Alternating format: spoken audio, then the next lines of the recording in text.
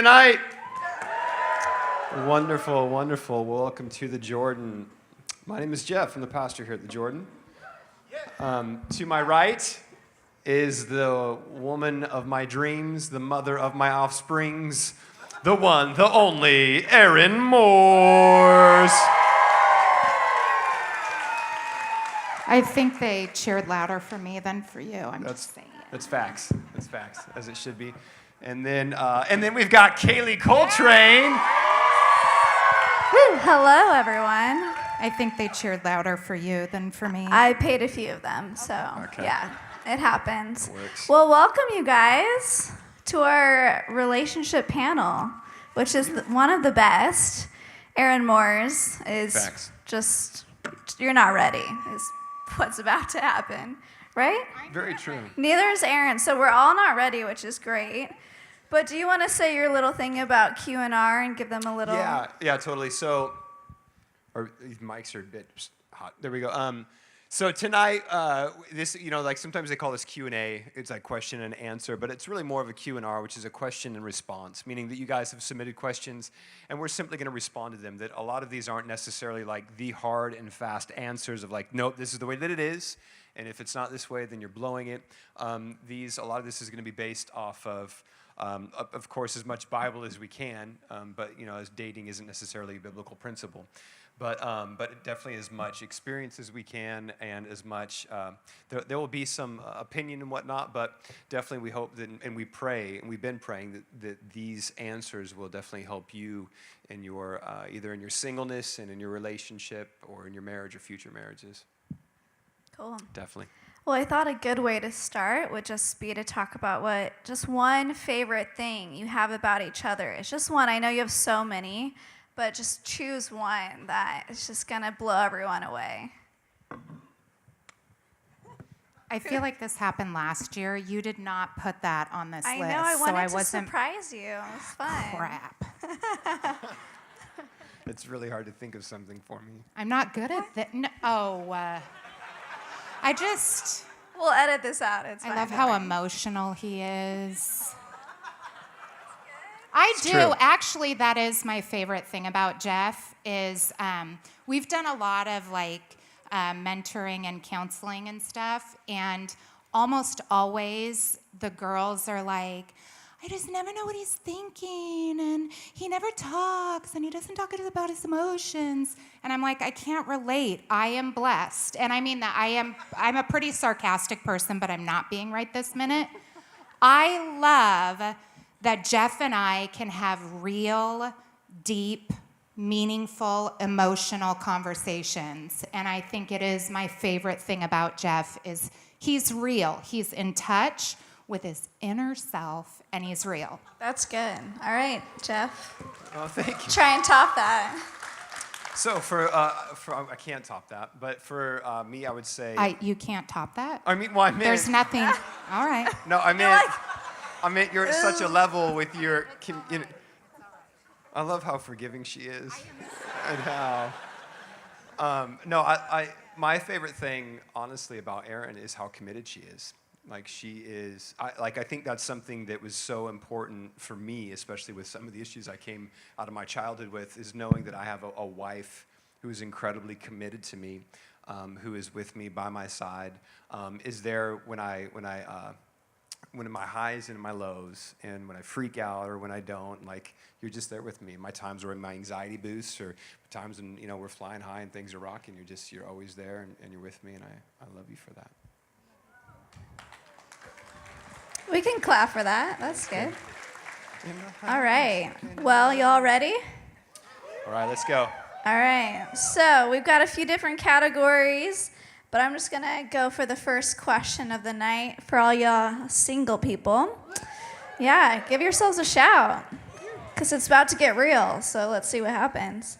All right. The first question is how to be content in a season of singleness. What do you guys got for that? First, I'll say this is realize that this is your season. If you plan on being married one day, you'll never have a season of singleness again. So soak it up, enjoy it, do stuff, travel, go places, enjoy it. And marriage is phenomenal. It's wonderful. It's awesome. But it's incredibly different than being single. So this is the time, like I think I said a few weeks ago, that you can wake up, surf, and go have a burrito, and it's all good. You know, like you're not having to check in with like, what do we have going on today? Where are the kids going? What's happening there? You just get to go and enjoy being single. Yeah. Cheers. There you go. Perfect. All right. And then just a follow-up question with that is, what can a single person be doing right now to prepare for a God-centered marriage in the future? So, this is going to come out so wrong at first. But if you are single, you are really blessed. And I know that it is hard. I didn't ever want to be single. So, starting from about the time I was 15, I went from like relationship to relationship to relationship because I could not handle being alone. And I was thinking about this several months ago. I was standing at my sink, and I was alone in my home. My kids were at school. Jeff was at the church. And I was like crawling in my skin from being alone. And I was so uncomfortable, and I was on the verge of tears, and I was on the verge of throwing up. I don't know if any of you can relate to that feeling of just being alone, and I felt lonely. I was married with 3 kids, and I felt lonely. Hear that. But I was like, okay, who am I going to call? Who's going to be there for me? Which my husband is always there for me. You guys find a spouse like that. But I was like thinking of the friends I could call. I was thinking, and God said, be still and know that I am God. And in that moment, I was still incredibly uncomfortable. And I still wanted to call someone. If I'm being really honest, I wanted to eat food. Not lying. I'm going to be even more honest. Maybe I wanted a drink, because maybe that would make me feel better. If I just got out of that heavy, angsty feeling that I was feeling. And God said, be still.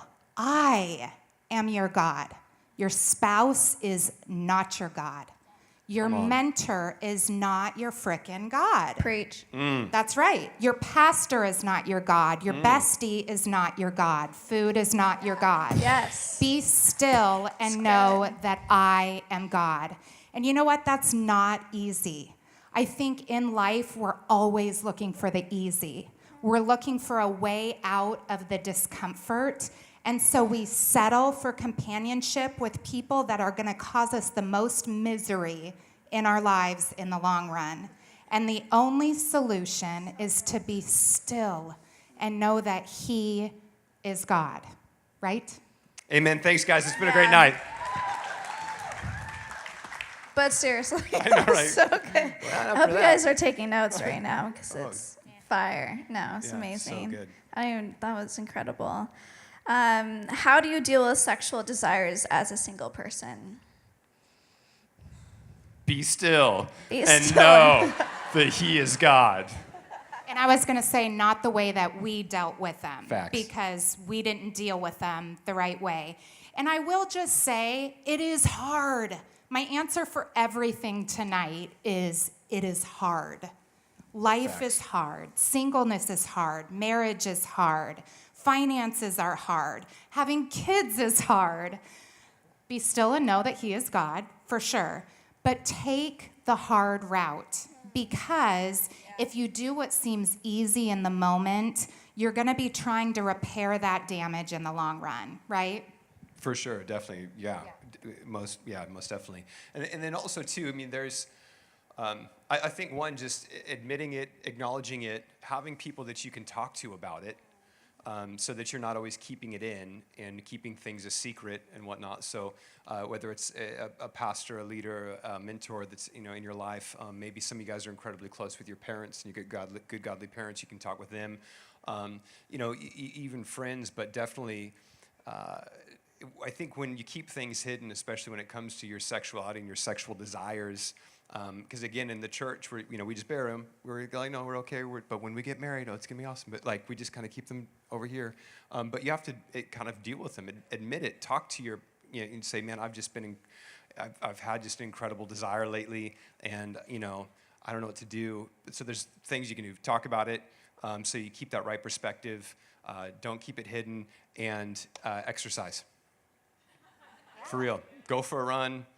They take a cold shower, stuff like that. It definitely it helps to find a different outlet for all that pent up energy. Plus, working out's good for you. And know that doesn't make you sinful. That desire Yeah, not at doesn't all. make you sinful. Don't act on it because it's not going to be fulfilling. It really won't. Facts. It might release an urge, but it's not going to fulfill you long term. It's going to lead to more urge, which is going to be more uncomfortable, more painful, more damaging. Turn to the Lord. Turn to exercise. Turn to accountability. I love that. Especially when you're single, is really a right time to form a proper view of sex and sexuality, because when you are married and you do get to partake. If you've spent your entire singleness having a wrong view of sex and a very selfish, self-fulfilling, even like a perversion of what God really wants sex to be. If you've spent your entire singleness doing that, when you get married, that doesn't all of a sudden just disappear, and you're quote unquote blessed. No, there's a lot of stuff that you're gonna have to repair in your marriage. It's good. So do you guys have any advice for if you have a friend that's in an unhealthy relationship and they're always complaining about their boyfriend or girlfriend, or they're spending too much time, so you think, with their boyfriend or girlfriend? Do you have any advice on how to encourage their friends in a relationship? What's a healthy way or anything like that? Well, so again, hear me out on this. But first, who makes you the judge?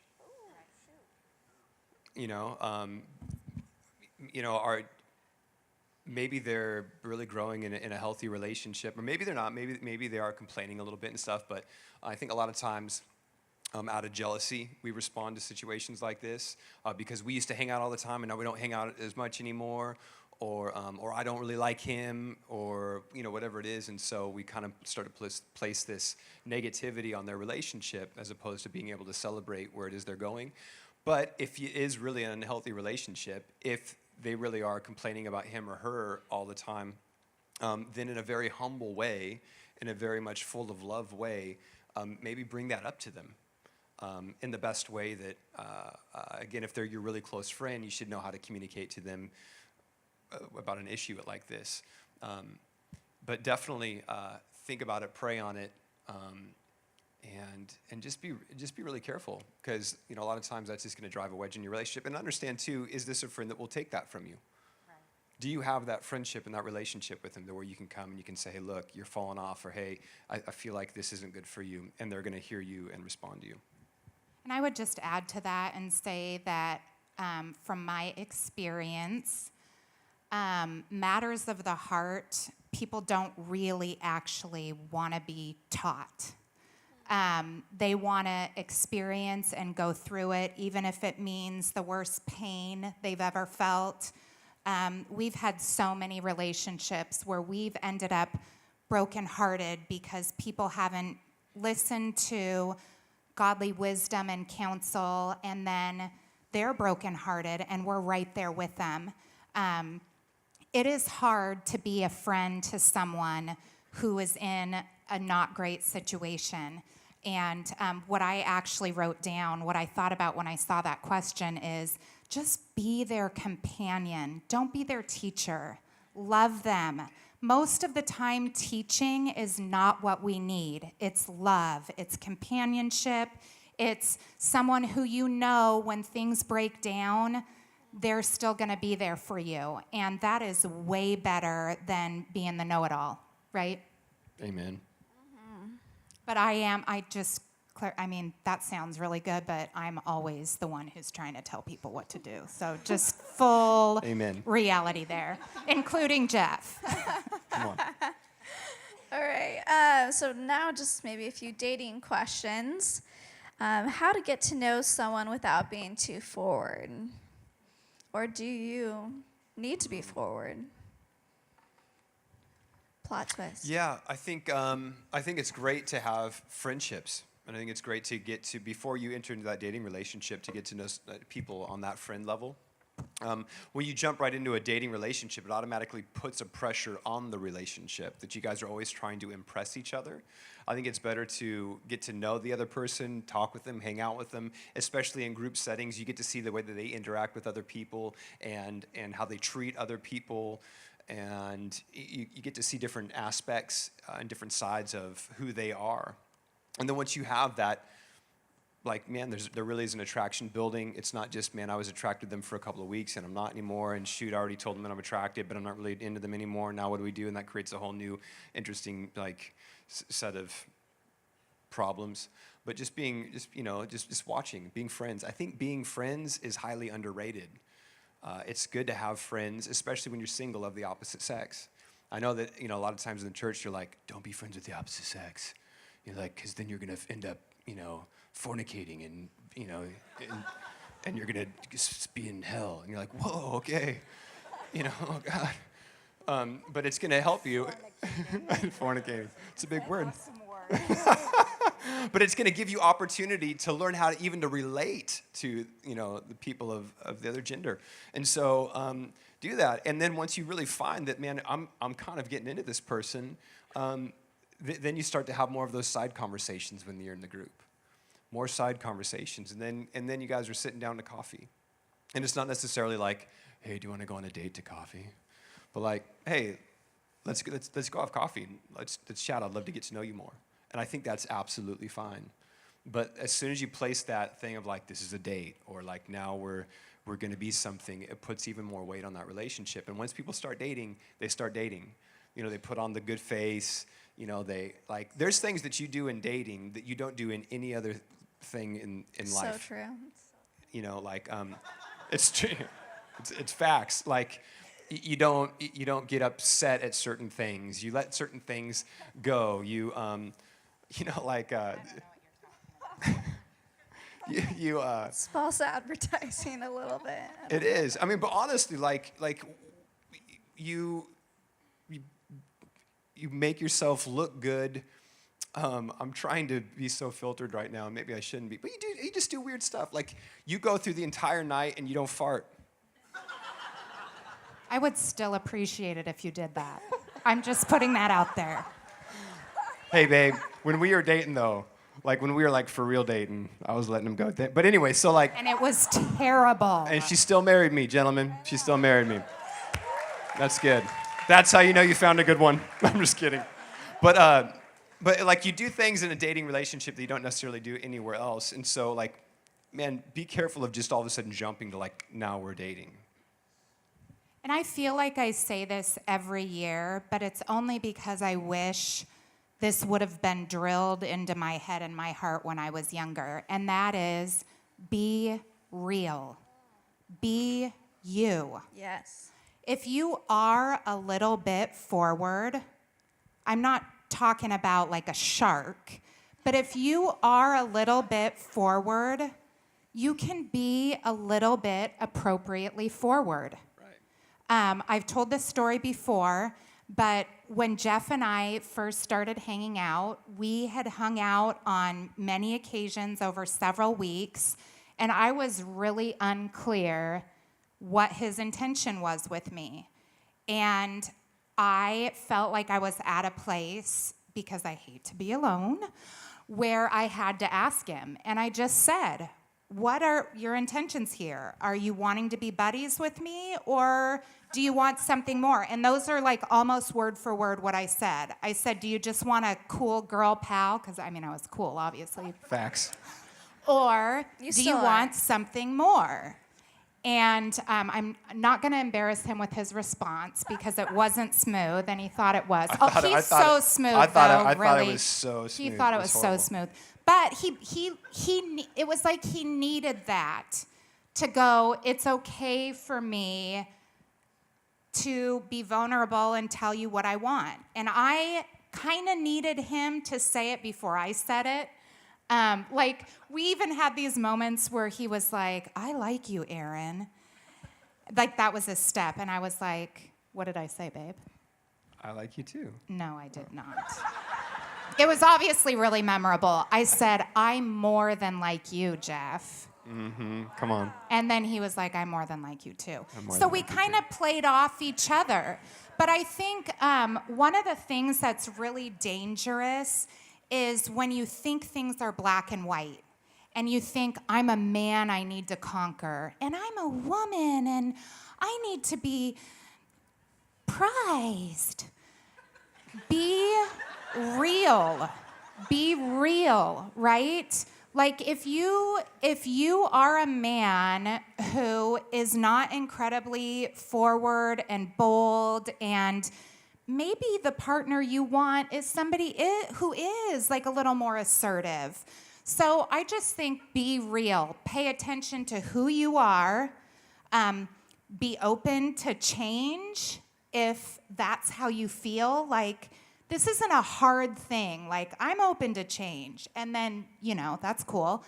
But don't try to be what society says men should be, or what society says women should be, or what people say a relationship dynamic should look like. Be real. Yeah. Be real. Mic drop. I mean, I kind of asked George out accidentally, but I said, hey, do you want to hang out? And then we went on a date, and I was like, whoa, this went really fast.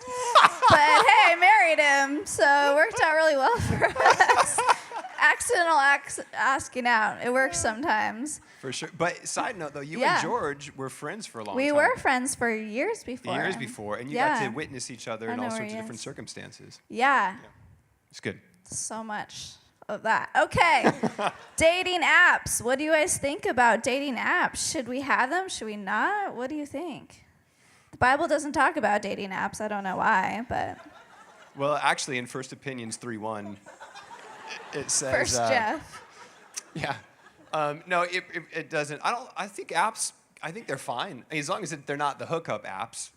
Which where you're like, always swiping right and figuring out who. But like I think dating apps aren't necessarily bad. But again, what I will say though is this.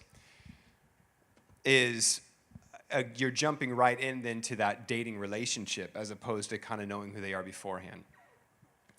So you're jumping right into, okay, we're on a date now. We've met each other on an app that, like you like this and your interests are this and your birthday is this and all this stuff. So be careful with that. And then the other thing I'd say too is that if you are somebody who might be jealous in the future and you know that your spouse or girlfriend or boyfriend ever met you on an app, you might be a little bit more prone to think that they're still on apps finding people.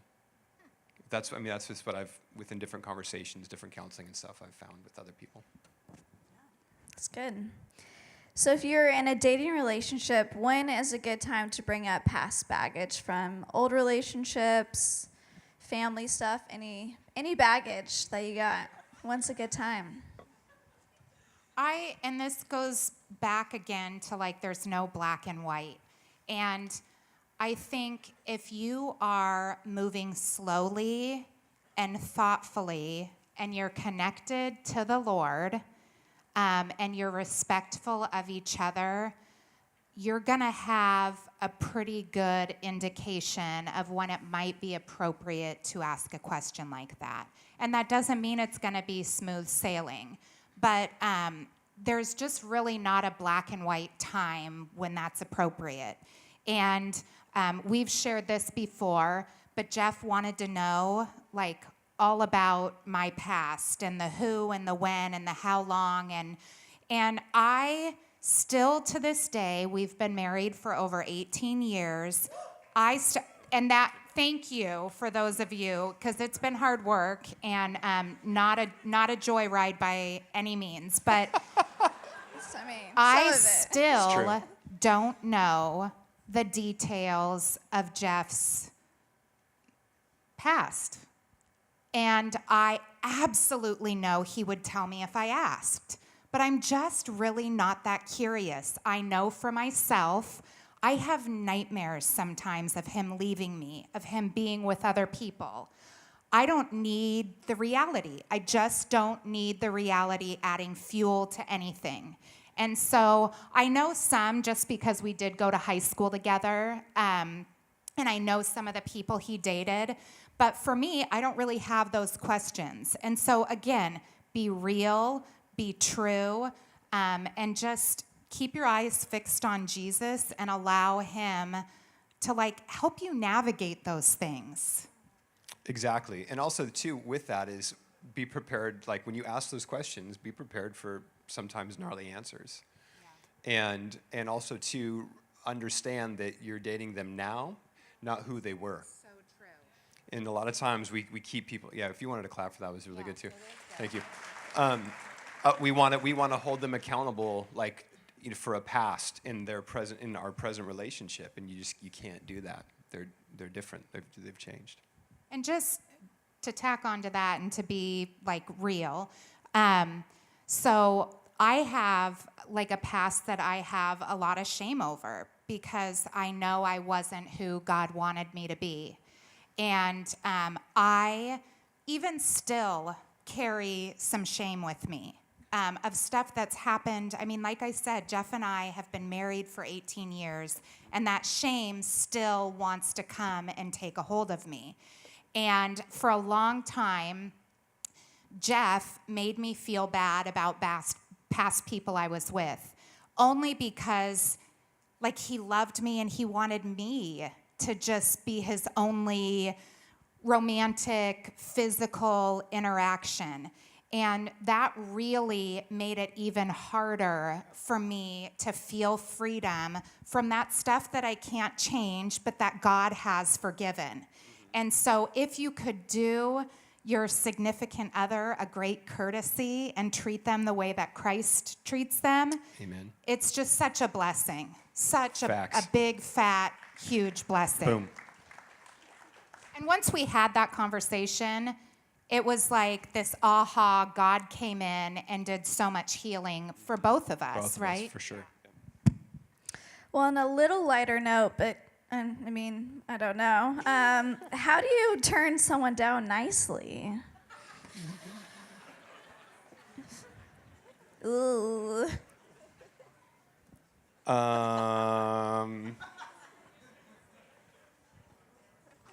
Just pretend you didn't hear him and walk away. What? Write that down, guys and girls.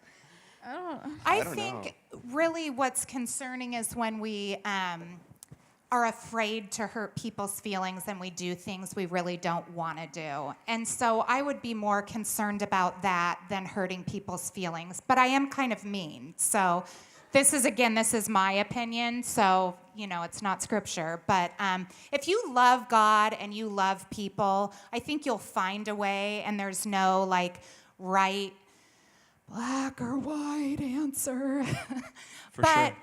please do not make decisions to save other people, because you'll find yourself in a whole lot of hurt and a whole lot of uncomfortable situations. It's better to just be clear and say, I'm not into it, probably not the path we're going to go, and then move on, rather than stringing along or that kind of thing. Yep. I never know how to transition after Aaron drops bombs. I'll quit talking. No, it's perfect. So, when you're in a relationship, when is the right time to start talking about marriage? What does that look like?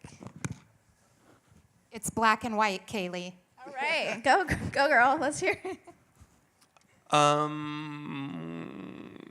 I think when you're at a spot really that you could get married, I don't think there's a particular timeline. But I would say, hopefully, you know this person very well. The deal within Christian, especially Christian circles, is as soon as you start dating someone, you're like, oh my gosh, could I marry them? Is this going to be the one? Am I going to That's marry? Am I going to marry crazy. her? Like I remember being in college and we'd be dating, or even or even a little bit out of college, you'd be dating someone and they'd be like, dude, so is this the one, bro? Is he going to marry her? You'd be like, hey, we've been on like 3 dates, man. I think so. Like I don't know. And so I think like a lot of times there's just too much like seriousness that's placed on it. So allow for their the fun and all that stuff to happen. But as soon as you look at this person, you think, you know what? I think I could be with this person the rest of my life. We've got some similarities. Of course we have the Lord as our number one similarity. But I think this could be it. And then maybe seeing if there's a natural progression in conversation to get there, as opposed to, okay, we need to sit down. I think I want to marry you. What do you think? And they're like, I like you a lot, like I'm more than like you. But again, there's not necessarily a right answer. I knew I wanted to marry Erin very, very quick, very soon. And we started talking about it very soon. But I think maybe even that was maybe a little bit detrimental to our relationship, because all of a sudden we were like, okay, yeah, well, then we're going to get married. And so there's a lot of stuff that we didn't deal with, we didn't go through, because we were like, yeah, I think we want to marry each other. And so all of a sudden, like, well, we're going to marry each other. This is our future. This is it. And so we had to overlook a lot of things about each other that probably we shouldn't have. And I think a lot of times, too, when you're in a relationship, you start to prioritize each other over the Lord. That is just such a normal, natural reaction. And you kind of forget sometimes to check in and to make sure God's the center, but also just to seek Him for relationship with Him by yourself. And I know a lot of Christians who, talk to their mentor or their pastor, and they forget that God is God, and God has opinions about what you do. He might not always say, like, marry or don't do it, but if you are connected to the Lord and really nurturing that relationship, a lot of these transitions become just like a little bit more clear, as opposed to comparing yourself to your friends or looking at the way the world does things. Tune into the Lord. Tune in. We're going to transition into some marriage questions. Okay, you ready, y'all? You ready? Got it? Okay, perfect. So how do you handle conflict in a marriage? Who wants to go The Bible's first? clear that the man is always right. Okay. We're going to take the mic from you really fast. Just No. kidding. Or even, Communication. 18 years, how has it transformed over the 18 years? Mm-hmm. I really communication. did used to always think I was right, and I'm not kidding about that. And I did. think it's like a hereditary thing or something, because my sister's the same way. But no judgment. I think the more we've gone through life, and I've seen that Jeff is right more than I am, because I love this because it's recorded right now. I know, I'm like, this is recorded. That's all right. I'm okay with that. He is on his face with the Lord. He is connected to the Lord. He is praying for our marriage. He's praying for his own heart. And that can be trusted. I'm not going to have him be my God, but I can trust him, and I can be okay to be wrong when I know that this is a man who seeks the Lord, when this is a man who prays for me and prays for our relationship. He apologizes when he's wrong, and even a lot of times when I'm wrong, he's still apologizing. And I've seen over time that I can learn from him. I'm not an apologizer. Mm-hmm. Yeah, You're he's not, like, you're no. true. It's true. No. I'm not. It's a pride thing. It's a whatever. I really struggle with that. And so for me, I have over 18 years backed off a bit and gone, it's okay. Like, marriage isn't about being right and wrong. It's about unity. It's about being one flesh. and we can come to that place together. It doesn't have to be you're there and now I have to run to get there. It's we're going to come there together. Yeah, amen. And communication is just so important. I think that there's sometimes we make bigger deals of things that don't need to be big deals. So within conflict, you have to make sure this is something that you really want to have to conflict about. I think learning how to let things go is really great, especially in marriage, and then understanding that this isn't something to argue about. This isn't something to fight about. And if it is, I mean, if you are feeling like it is, I always check your own self first. Like, check yourself. You know, make sure that like you don't have some pent up anger about what happened 3 days ago and you didn't say anything, and so now you're finding something to argue about, because that happens a lot. And so just communicate with each other. Communicate, and then it says in Ephesians 5 that we're to submit to one another. And it also says in Philippians chapter 2 that we're to consider others as better than ourselves, looking not only to our own interests, but also to the interests of others. And so doing that within a conflict, doing that within an argument of going, okay, am I really considering my wife as better than myself right now? Am I trying to win just to win? Am I, like, what are my intentions here? Is this thing that we're arguing about really something that impacts eternity? Or is it, you know, what are the ramifications of this argument? And kind of bringing a little bit some sober mind to it, I'd say. Yeah. That's good. Do you guys think a couple should be financially stable before they get married? It really helps. In the words of Andrew Pulfer on this panel years ago, you have to make more than rent. Which he didn't know that. Which he didn't know that. Side note, he was like, I make $800 a month. The rent's $800 a month. This works.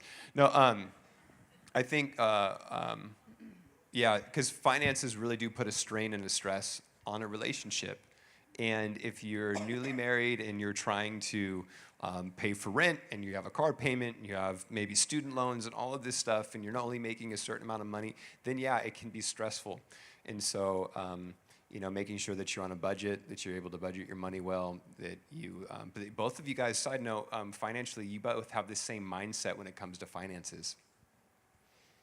Because one's going to want to spend money one way and the other's going to want to spend money the other way. For instance, I have no problem saving up for big purchases.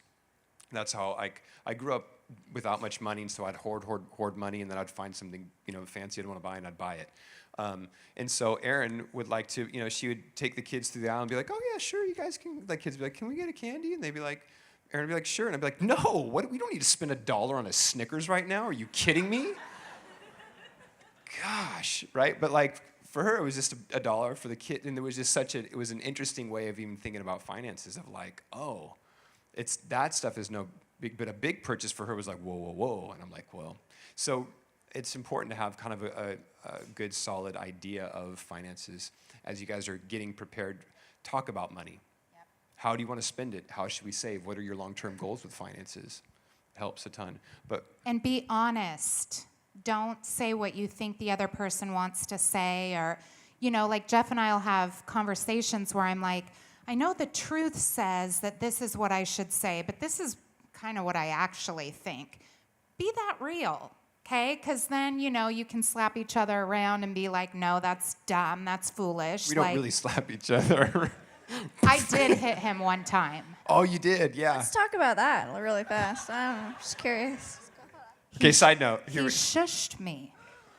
But hold on. Hold on. No, you didn't. Okay. No, you And I didn't. said, if you shush me again, I will hit you. And he goes, shush.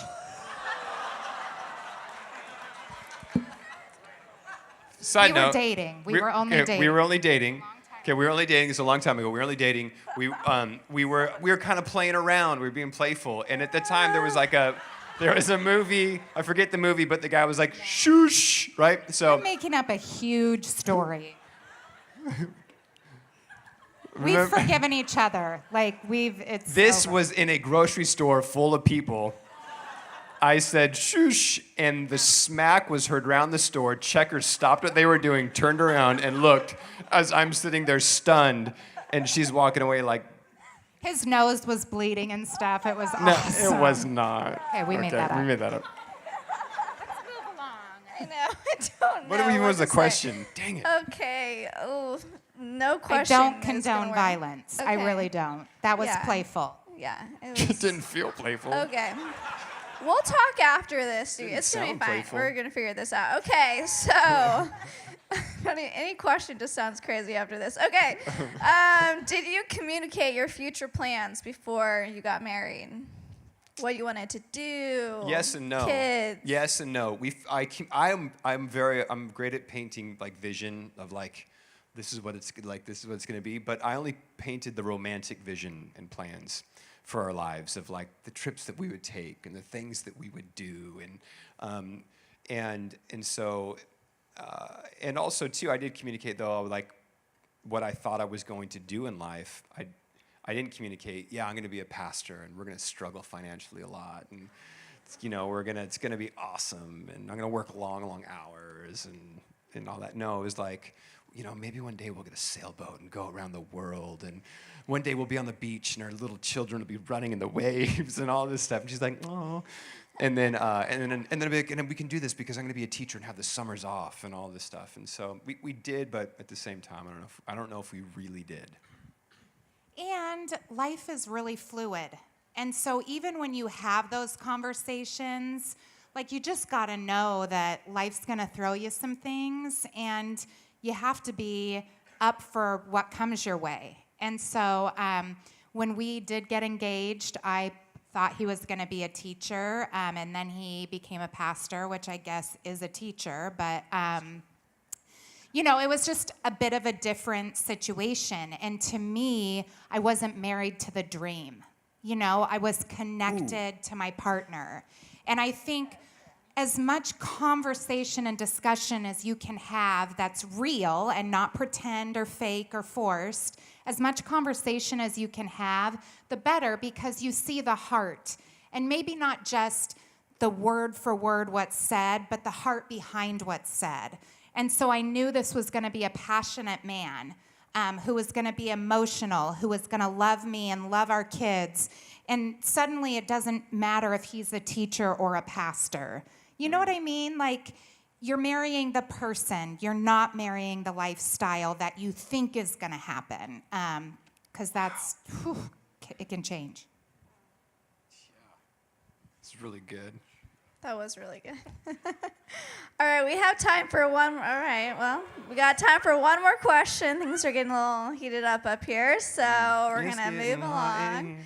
So just kind of one statement is for each of you, what would you give advice to someone who's not yet married and going to be married? What does that look like of something to be prepared for mentally, spiritually, physically? What does that look like for advice, a godly marriage? Bless you.